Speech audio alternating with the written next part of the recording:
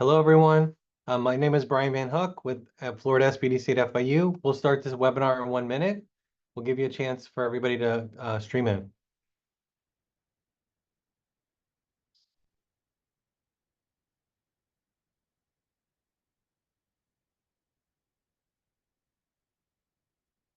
Okay. Um, so hello again, everybody. My name is Brian Van Hook, and I'm the Regional Director of the Small Business Development Center at FIU's College of Business. We are here today to talk about helping you to find and win federal contracts, not just to find them, but we want to help you actually secure those federal contracts for your business. So just thank you for joining us today. We'll get into the presentation. Just real quick, who is this guy talking to you? As I said, I'm with the Florida SBDC at FIU. I'm originally from the state of Louisiana. I have almost 20 years of experience working with the federal government, both as an employee with the Department of Commerce, and also working in the Congress, and then also working as a federal resource partner here with the SBDC program.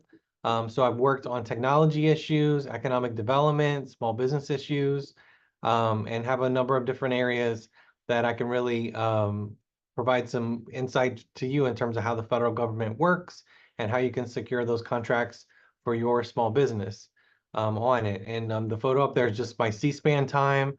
So I know a lot of times people are watching C-SPAN because they want to take a good nap or kind of chill out. So that was my time on C-SPAN for a hearing. I think it was focused on broadband and technology issues. And then I just want to shout out my team. We're very proud that the Small Business Development Center at FIU, that we are the 2023 National SBDC of the Year. So I just want to recognize my team for that national recognition because there's about 1,000 SBDCs in the country. So we were happy for 1 year. We were the best of the best in that. So again, shout out to our team. And then before we get into the presentation, this webinar is being held under our BizGap program, the Business Growth and Acceleration Program. And BizGap is an initiative that we run in Miami-Dade County since 2016. It's focused on hyperlocal consulting, training, and outreach to businesses in targeted commercial corridors and communities. We really want to meet businesses where they are. So we want to meet businesses at the place of business, at the chambers of commerce, in their commercial corridor or in webinars like we're doing today. We additionally want to support local communities that need better assistance for their businesses, whether that's business growth or startups. And then these are just some of the outcomes from the BizGap program that we've run in a couple different iterations. And then we just want to say that we're very proud that this particular project is funded by a cooperative grant from the SBA, the National SBA. It is focused on the 27th Congressional District. And the project in Florida 27 is going to focus on door-to-door canvassing, training and outreach, one-on-one business consulting. And we're really focused on helping 1,000 or more businesses in District 27 through December of this year. And then this is the BizGap team. Sorry about that, guys. I had a little frog in my throat. This is a really great BizGap team of consultants that are here to help you. I also do want to shout out our SBDC team that's focused on Miami-Dade. And then also we have 4 consultants that are based in the Florida Keys. If you're not in Miami-Dade County or you're not in District 27, that's okay. Our team is going to reach back to you to connect you with a local SBDC, whether you're here in Florida or you're around the country. And if you are in Miami-Dade County or you are in District 27, we definitely want to connect with you and see how we can best help you. And then for the webinar today, we're focused on helping businesses to understand how they can grow their business through federal government contracts. We're going to look at the tried and true 6-step gateway for successful contracting. I'm going to give you actual examples of contracts that you could go after, talk about tips and on business development and networking, and then also give you additional resources to help you identify and then secure those government contracts. Before we get into it, I really want to emphasize to work smarter, not harder. A lot of businesses are doing things and it's adding extra work. When you work for a small business, you're the CFO, the CEO, the CTO, you're answering phones, you're out working on business development. You got a lot on your plate. So we really want to teach you some of these efficiencies and some of these strategies that's going to help you. Okay. So in terms of the federal government, a lot of businesses, whether it's federal government, state government, local government, they do follow this 6-step gateway. The 6-step gateway is evaluating, planning, getting the required business registrations, getting relevant certifications in your marketing tools, going after those government opportunities, and then basically winning them and like really performing well and getting more business based on the performance that you're achieving. So I did weave into this presentation. It is weaved into the 6-step gateway. So I did want to just mention the 6-step gateway for you. And then kind of touching on evaluation. Before you get into government contracting, you need to like really have some soul searching. That is it right for your particular business? The government buys a lot. There's a lot of competition for particular products or services. Also, they might not be buying what you're selling.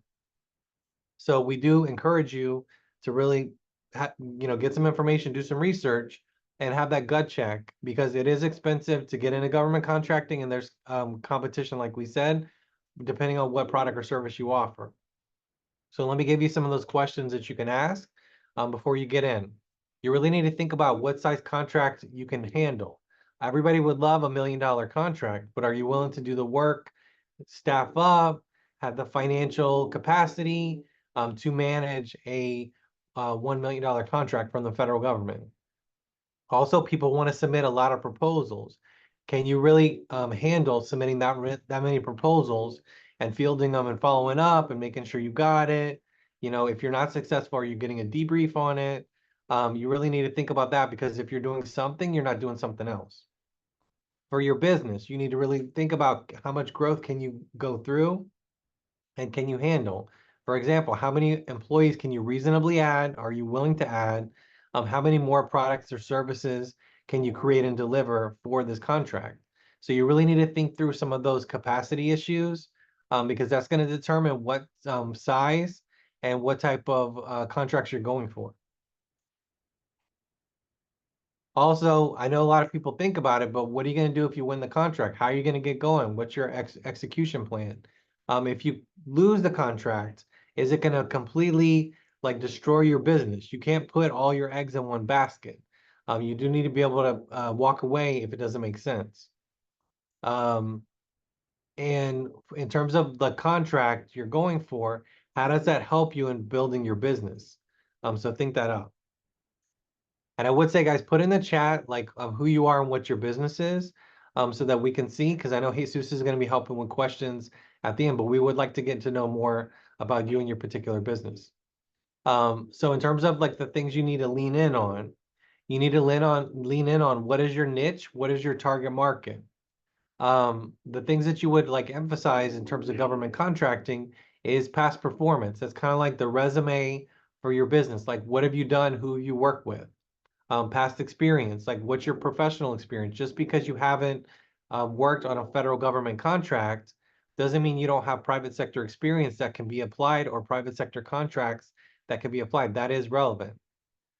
Um, for most businesses, you're going to focus on a particular geographical area. You're not going to be looking at contracts all around the country. You don't want something in Seattle, Washington. Maybe you're looking in Doral or you're looking up something, in Miami or here in Florida. Also your socioeconomic status, we're going to get into like the certifications in a minute that you can go for. Obviously, most of you guys are small businesses.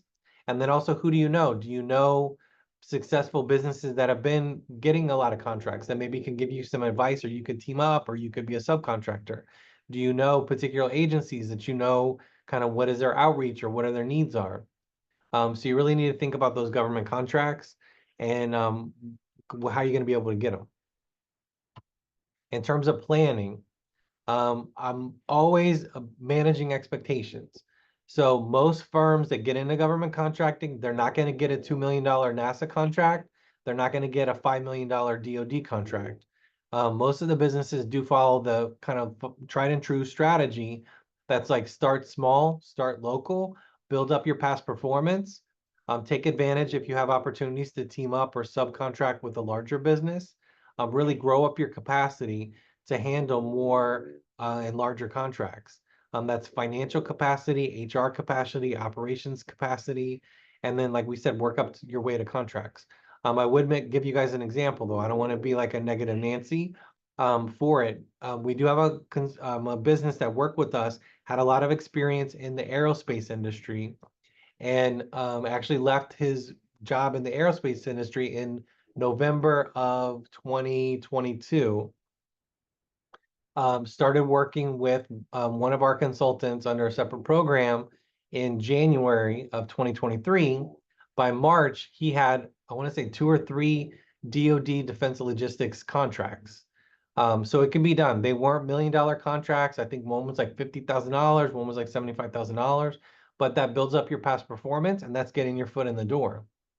So I do want to manage expectations on the one hand, but I do want to tell you also it can be done. Just take advantage of resources like you're doing today, and also take advantage of opportunities to learn and kind of build up your knowledge base.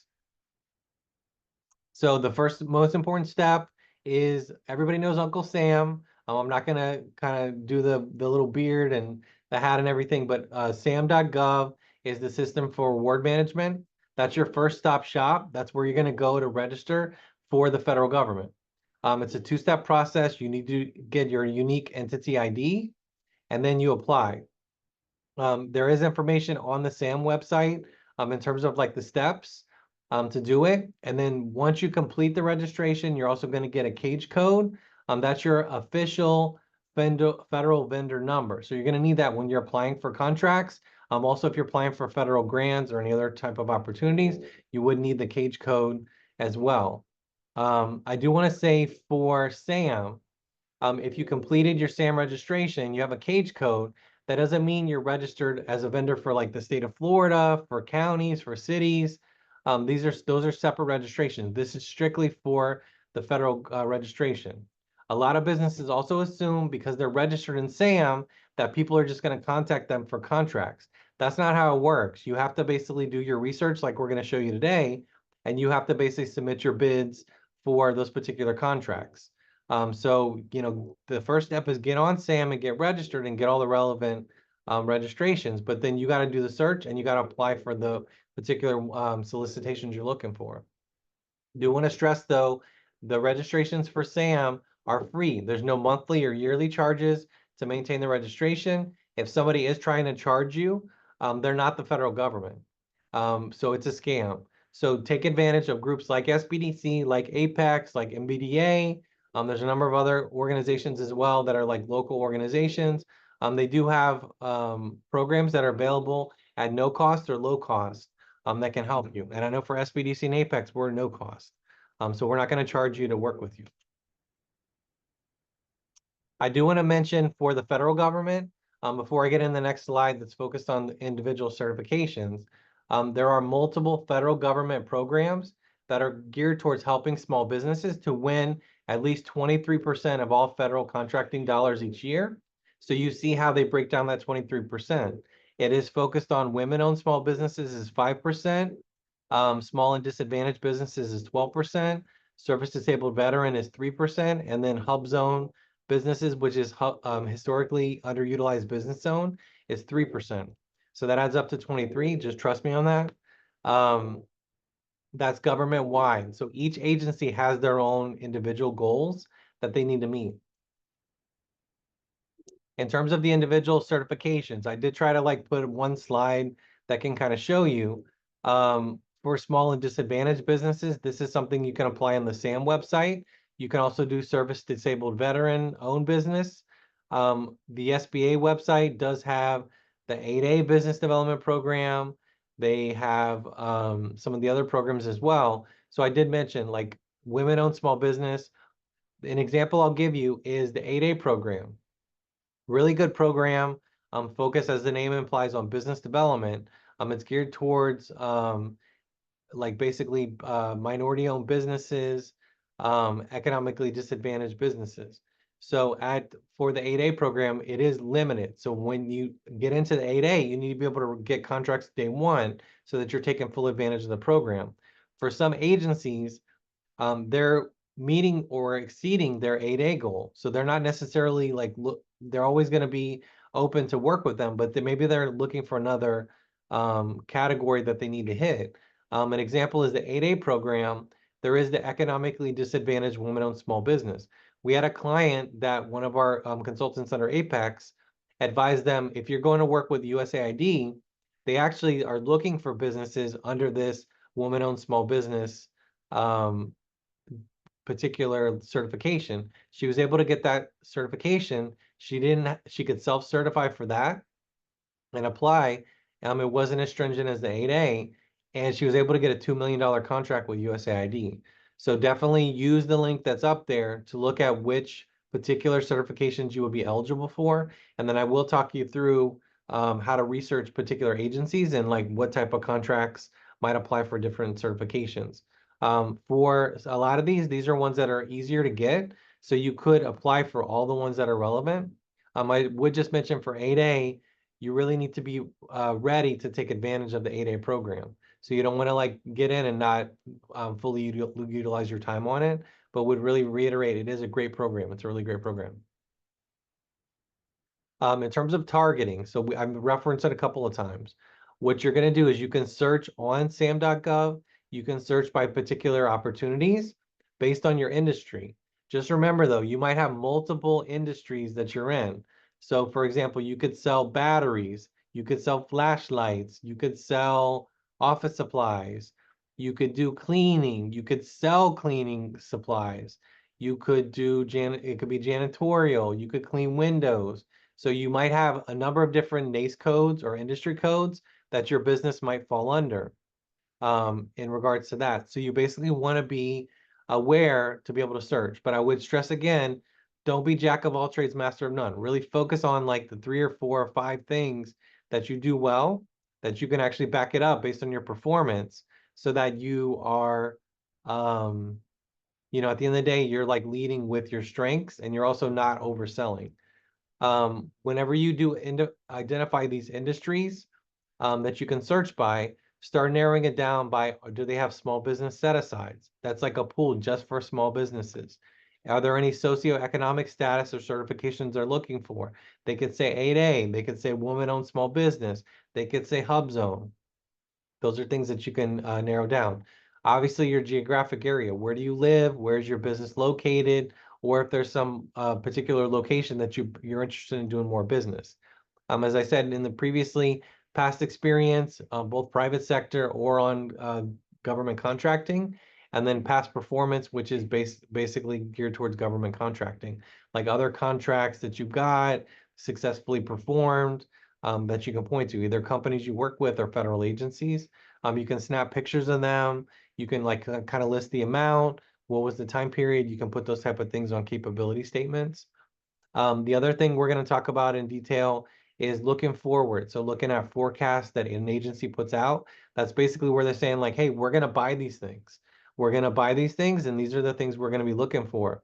You can also look back and do some historical research on past awards. So you can get smart on what agencies are spending or what they're projected to spend. When you do look at those particular things, you want to look at what are they buying? What type of products or services are they buying? How do they buy it? Do they buy it in like a large amount? Do they break it up? Is it a small amount? Um, Kind of what time do they usually buy it? Is it do they do it like right when the federal fiscal year starts in October? Do they do it in kind of the golden hour? That's usually like at the end of the fiscal year where basically people are trying to do a lot of buying so they can basically like fulfill their budget before the fiscal year ends in September. So you want to look at those type of things to kind of game it out. Like we said, what amounts are they doing? Do they have any particular set asides? And then also what type of small business goals do they have and are they hitting those goals? Another place you can look in addition to sam.gov is usaspending.gov. You can look up there, it has similar contracts. Search by your industry codes. They do have award listings, they have agencies. So you can look up both sam.gov and you can look up USA Spending as well. They also do include information on loans and grants that are funded by the federal government too, if you're ever looking for that type of thing. And these are some of the websites that you can look up. Acquisition.gov, sam.gov, Fed Spending, and USA Spending. And I was going to mention you will get a copy of this presentation afterwards. So we will send this to everybody that's attending. Whenever you're doing that targeting and that research, you want to look for what are the key agencies, what are the key procurement contacts. Do they have any like request for proposal workshops or any vendor outreach fairs? It's an opportunity for you to connect either virtually or in person with the people that are buying or promoting the agency and what contracts they have. Okay, so let's break down like the particular procurement layers. So let's really get into the nitty gritty about who you're trying to look out for. Um, each agency has an office that's geared towards small businesses. It's basically um, this is going to be basically the small business agency. It can also be called an OSDBU, which is an Office of Small and Disadvantaged Business Utilization. This is kind of like your portal or your foot in the door. Second layer is the contracting officers. Third layer is the program managers. Like I was a program manager, I worked in an agency, um, could basically give you some information on different programs and different things. You mostly would connect with them at like conferences or different events and things like that. And then there's also procurement center representatives, PCRs. So like I said, each agency has a small business office to make sure that they're following the small business contracting rules and regulations. Also to kind of be like a first contact for potential vendors and small businesses. Just remember that each agency is called something different. It could be a small business office. It could be the OSDBU, but they're not buyers. They're not going to buy things from you. They're just going to be like your first stop shop. They're going to be like a connector. When you meet with an OSDBU, be prepared. Like we're going to stress like 15 times in the presentation. You want to basically do your research, have like 3 sources sought, which is something that they put out on the street that they're like, hey, we're looking for businesses for these type of things. Have your SAM registration all ready to go, and then have your financial plan. Or if you've thought about the particular project, like how would you execute on it? Contracting officers, these are the ones that do make buying decisions. Just be mindful, be respectful, be understanding, because these are the important contacts, but they're usually like a huge workload. They don't have a lot of time to like chit chat. They don't have a lot of time to sit around. They talk to like hundreds of businesses every year. So you really need to do your research and you really need to know more about what they do. How do they buy? What type of needs do they have? What are their goals?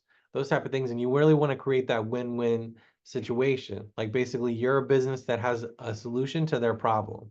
Like you can help out.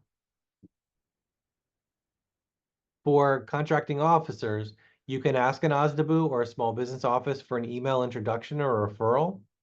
You could ask the contracting officer for a capability briefing. This is when you come in and you bring like your capability statement and additional information, and you can basically say like, here's what we can do so that they could kind of get it. You could schedule monthly outreach to them. You do want to kind of feel them out though in terms of like their preferred communication method. You can ask them if that's okay. Um, and just build up that relationship with them. The best time to talk to a contracting officer is when they don't have an award out on the street, because they will be a little more laid back. They will be more willing to talk to you.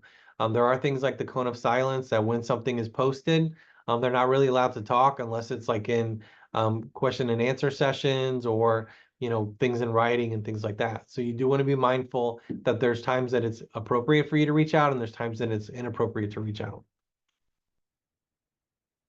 Like I said, for program managers, Those are like the people actually working on the programs in the particular agencies. I was a program manager at the Department of Commerce working in the technology office. So I had particular programs that I worked on. I did connect with industry. I did connect with small businesses when I would be out at events or in the community. So there's opportunities for you to talk to them about what are some of the issues, what are some of the solutions that they're looking for, get information from them, resources. A lot of times they might also know about vendor outreach events coming up or RFPs, or if there's like a big contract coming. Those are type of things that you can get. It's not like insider trading or anything. Most of this information is public knowledge anyway. So it is just you connecting with them at kind of a public event and just talking to them about you and your company and how you might be able to help the agency. And then lastly, I really want to emphasize like the PCRs, procurement center representatives. PCRs are an important part of the federal procurement process. They review acquisitions, bundling cases, solicitations. They can recommend set-asides or do market research. They can also provide like kind of directional information and kind of make connections. For Florida, we have one PCR that's based here and then two that are outside of Florida, but do cover Florida activities as well. Did want to mention, like one of the things I was looking up was related to NASKey West. So our center covers Miami-Dade County and the Keys. So I went to the PCR and just asked, like, hey, who's the contracting officer down in NASKey West? So I was able to reach out to Jessica. This is all available on the SBA website. You can reach out, you can send them an email. You can see what agencies they cover. So you see that Jessica covers DOD. She covers a lot of stuff in Florida. She covers Army Contracting Command here in Miami. She covers Homestead Air Force Base. She covers a lot of stuff in Pensacola and Mississippi and Orlando. So she does cover a lot of different things and can, give you advice, basically make connections as well. So they kind of could serve as like an OSDBU or small business office. Just realize that they cover like a lot of different agencies and activities. So as with everything, be respectful of their time and be very specific on what you're reaching out to. In terms of the particular agencies, I had mentioned it previously that the federal government overall has a 23% small business contracting goal. They do break it down by particular certifications in particular areas. So each agency has their own goals that they have. It's either for prime contracts or for subcontracts. This is the one for DOD, Department of Energy, HHS. You can see these are all posted on the SBA website. So you can actually look up like how is a particular agency doing. They do get report cards as well. So like I said, you can look at, it's all publicly available. You can look up their goals and then you can look at how they're doing. They grade them just like they're in school. So they get an A plus, they get a B. I am a little partial to the Department of Commerce since I worked there, so I'm really proud that they got an A plus. They have a great agency and great staff there. So I think the lowest I've seen is maybe a C. I haven't seen a D or an F. So the agencies are really doing their part. But what in this case, what you would look up is like for DOD, they got a 98% and a B grade. Maybe look at some of the particular areas that they didn't meet their goal, because that could be opportunities for you to get some contracts. And then this just shows you based on the SBA website, they do break them down into bar graphs, different types of things so you can see, how are the goals, how are they doing? And then in particular, different strategies. So one of the things I'm going to show you is this is just under sam.gov. This is me searching for the Coast Guard. We're here in South Florida. You have a lot of Coast Guard boats. You have a lot of Coast Guard activities down here. So I just searched up, where Miami. Let's look up Coast Guard in Miami. So you can see a lot of these particular things, maybe they're around Miami, not necessarily in Miami. So one of them is in Miami. The one that's focused on the marine feeders, the marine fenders. They have another one that's for landscaping services for this Coast Guard. So most businesses wouldn't think like, hey, I do landscaping services and I'm going to go do it for the Coast Guard. That's an opportunity that somebody could get up in St. Petersburg. So that was just a basic, simple search from the SAM.gov website, and I was able to pull up some particular opportunities. This just shows you like kind of showing some more of them in terms of like the Coast Guard, the landscaping when we talked about the base Miami fenders, and then the exterior door and lock replacement. So that's in Isla Morada. So there's a couple different opportunities both in up north and also in Miami-Dade and the Florida Keys. You'll see they also have a window replacement in the Coast Guard station in Fort Pierce. So there's a number of opportunities. They're not too far away from South Florida and Miami. That could be good for your business to look at. Would also mention you can actually go to the individual websites to learn more about the particular agencies that are local or that you're looking to do business with. So this is the Coast Guard area website. It's focused on the Atlantic area, which is focused in Miami. You can see like the particular boats that they have, the cutters. You can see the different groups that they have, where's their stations, where are they located. So you can game it out like Miami Beach, Fort Lauderdale, Fort Pierce. So you can see like Fort Lauderdale again. And this is just based on the government, the Coast Guard website and kind of clicking on some of the small business sections. So you see when I click on the small business, they do break it down into opportunities, contracting procurement. They direct you back to sam.gov to search. They also do have their advanced acquisition plan up there, which we'll talk about in a minute. But they do break it down by their procurement centers, kind of what they're looking for. And then that was going through the website. The second strategy is, like we just mentioned, about advanced acquisition plans.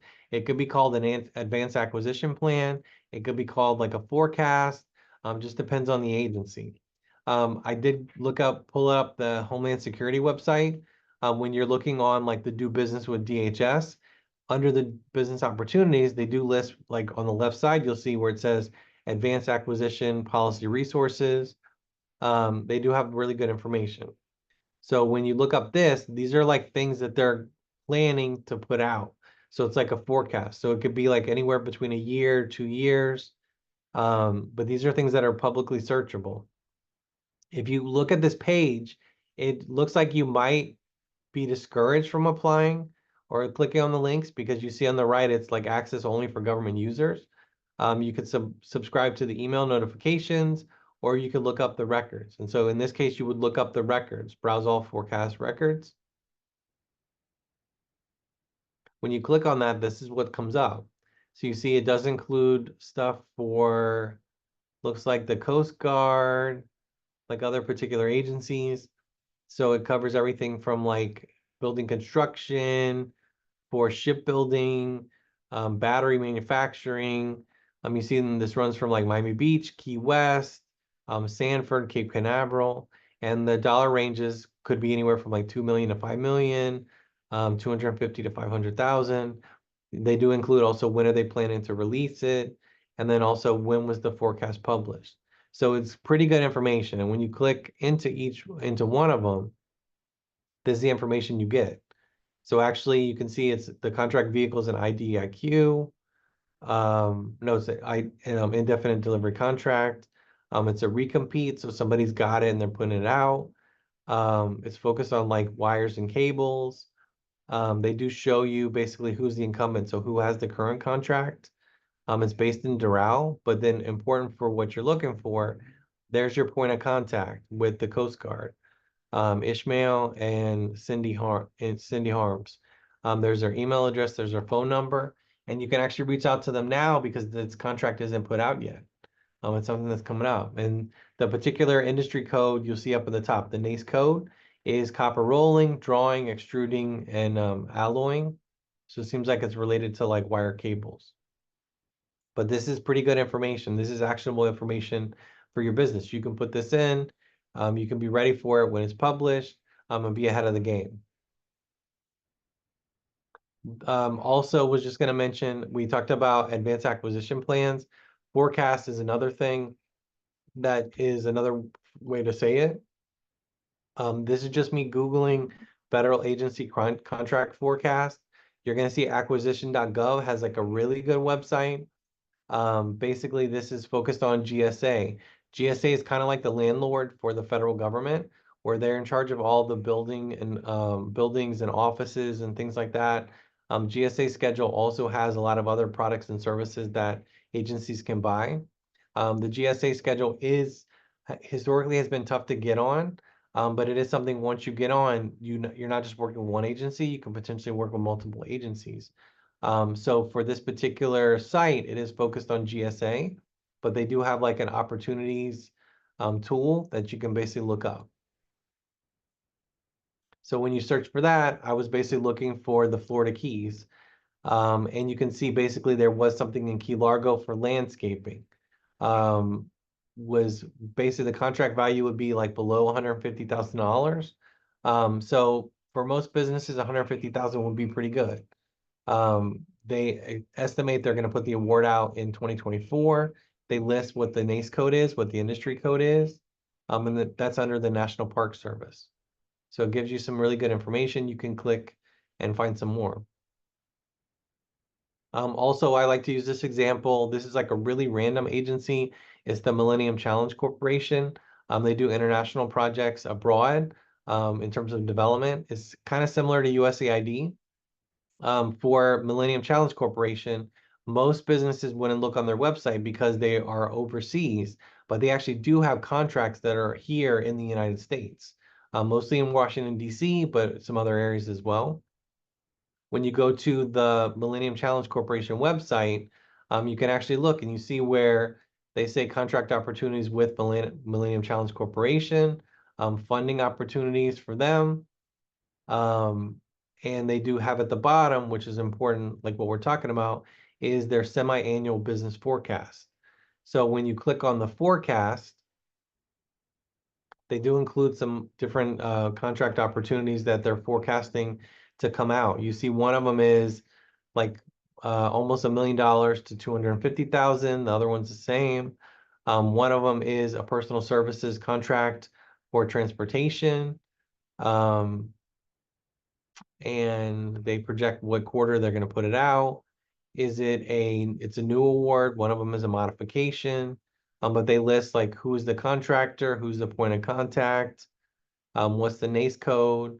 They put all that type of information. That's helpful for you to game it out. And this isn't on the street yet. This is something they're planning to do so you can get prepared. You can build up your capacity, build up your contacts, and be ready to go.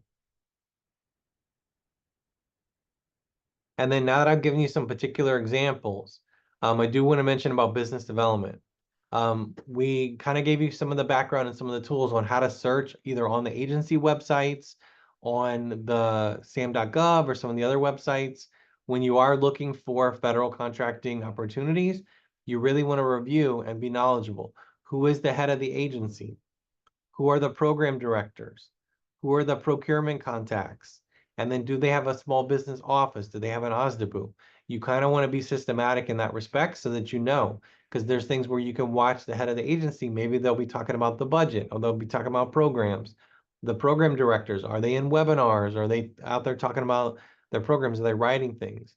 Obviously, procurement contacts, obviously, OSDBUs are important too.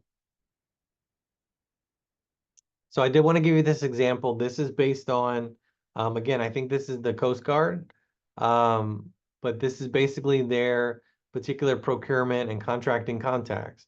When you click on the name, it gives you the email address. Also has their phone number. So you see they do have like them listed on the website for different divisions, for different secretaries and things like that. Separately, this is for, I believe it's HHS.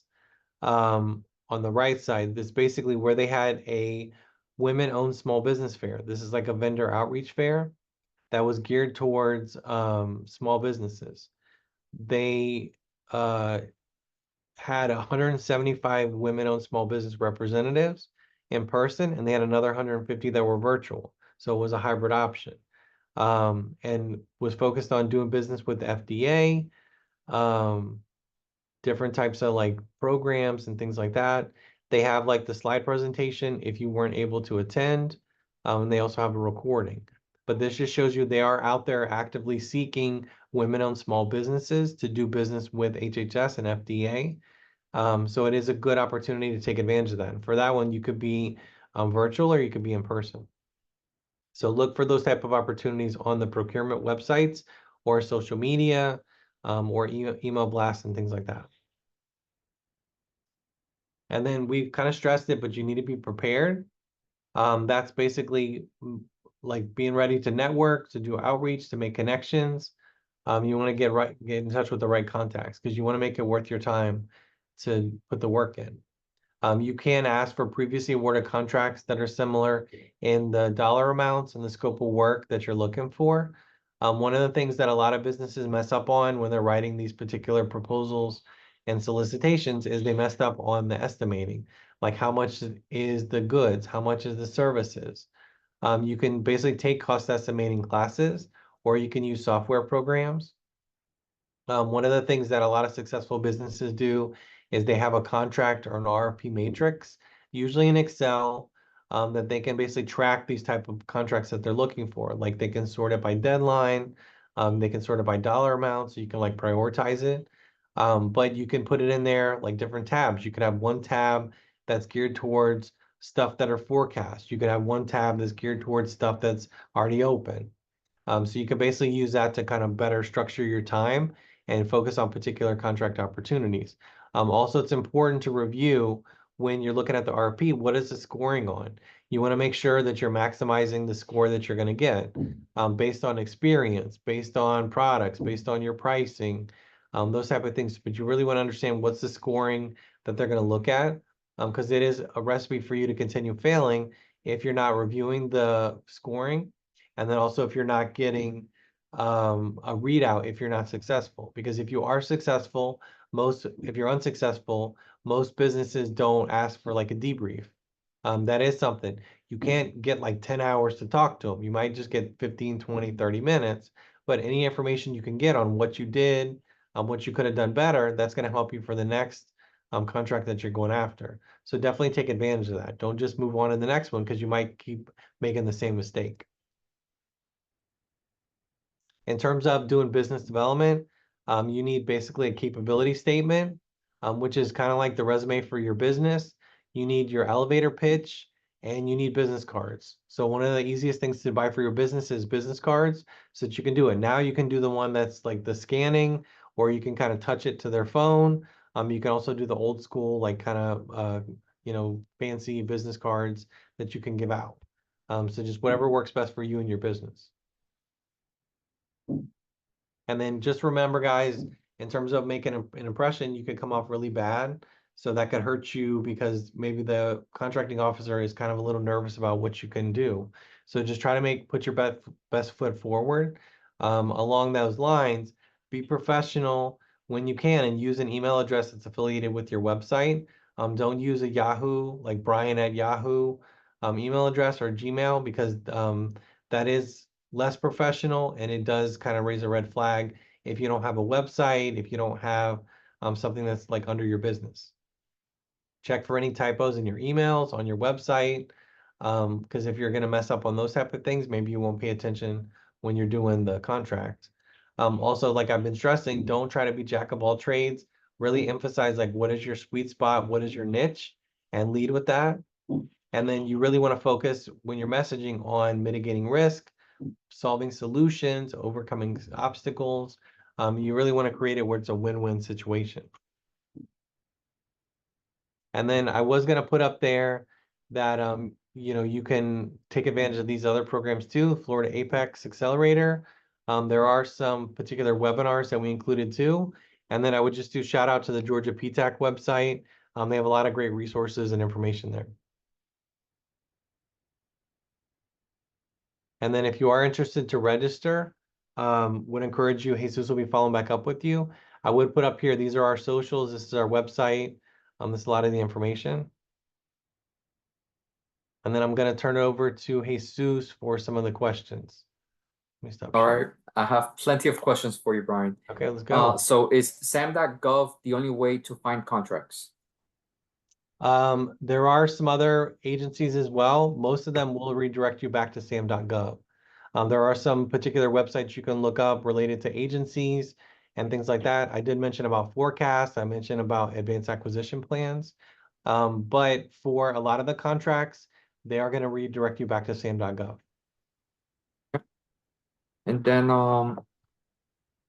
okay, so yes, all participants will be receiving today's presentation and the recording along with the YouTube link. So definitely encourage you to like and subscribe as well. Mhm. Then, And shout out to I could answer Stephanie. this. I did see where she said it was a lot of information that we definitely need a copy. So just want to say I take that as a compliment because we're really trying to get you the best information we can. Yeah. And then, yes, correct. And for Florida, I'm assuming you could definitely look at some.gov, but also the municipalities if you're going for state and local contracts as well, right, Brian? Yeah. Okay. And then, okay, in sam.gov, do you know how we can get email notifications for our relevant projects? Can we have several emails under one account to get these notifications? Yeah, you can put whatever emails you want. So if you want to list a couple of different email addresses, you should be able to include that. You do want to have a primary one for that, but you can also put a backup as well. I And did see then, somebody also mentioned about musicians, artists, and fitness instructors.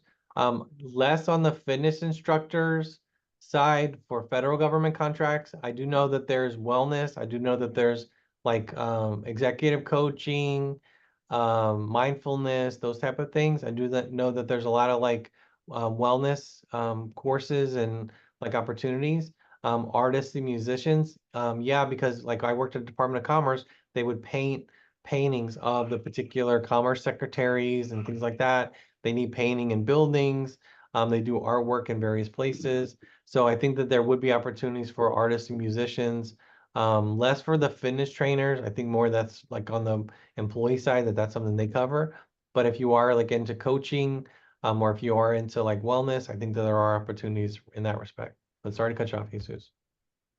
okay, yes, I will be over at the Key Biscayne Library tomorrow. So Mhm. we could create a roadmap based on what type of needs that you're seeking, along with the virtual introductions with our business consultants as well.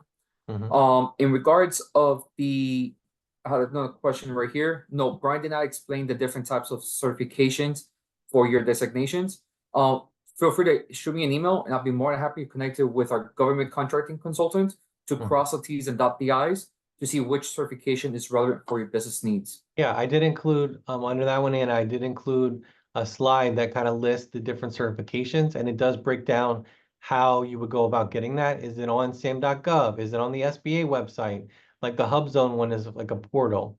The quick review is the Hub Zone is historically underutilized business zone. It's based on census tracts, and it's geographically focused. So that is focused on kind of low income areas. The cool thing about the hub zone is that your business needs to locate in a hub zone, but you need to employ folks in a hub zone, but it doesn't have to necessarily be in your hub zone. So if you're in here, Miami, you can actually employ employees in another hub zone in Alabama or somewhere else to meet the requirements. So there are ways that you can satisfy the hub zone requirement.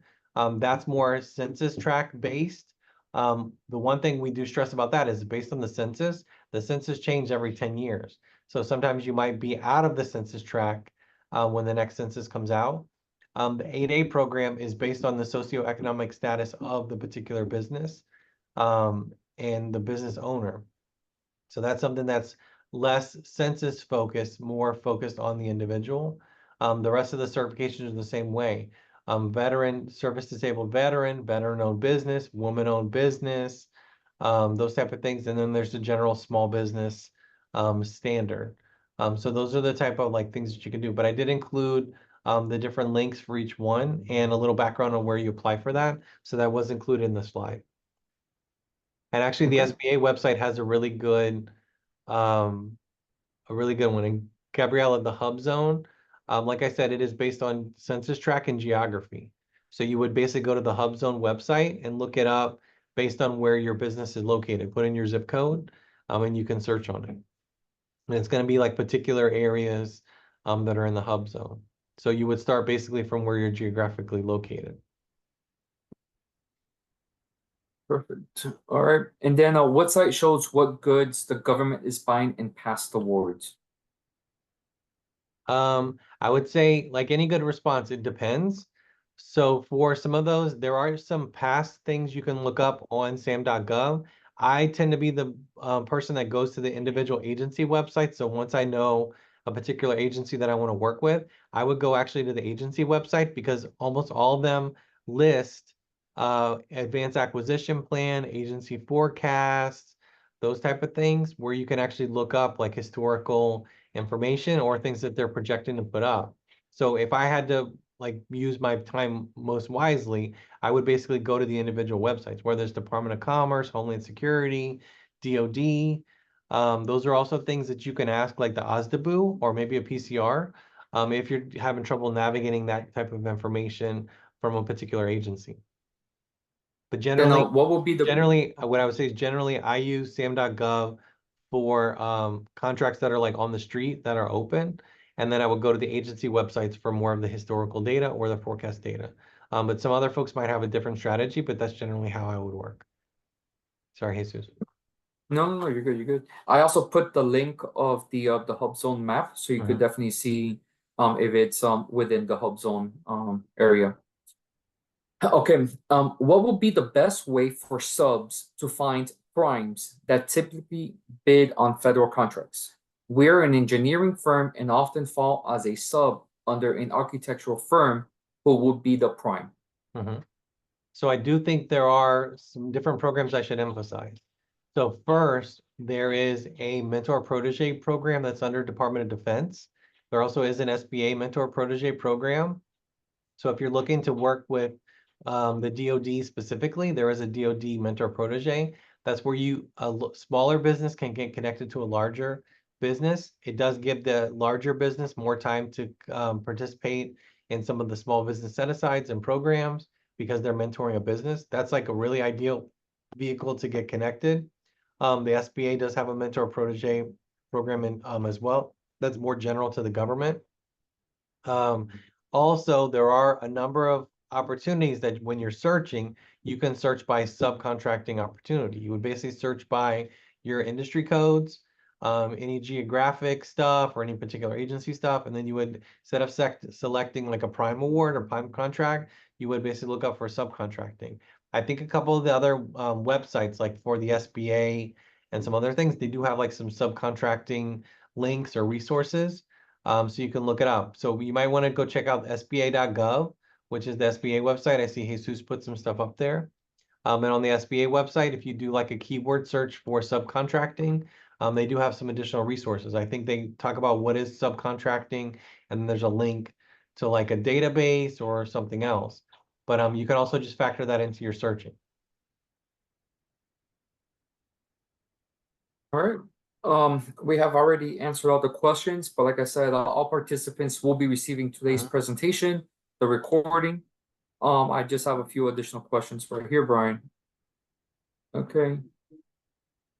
We're trying to get funding for new materials prototype. Government contracting seems like the right move.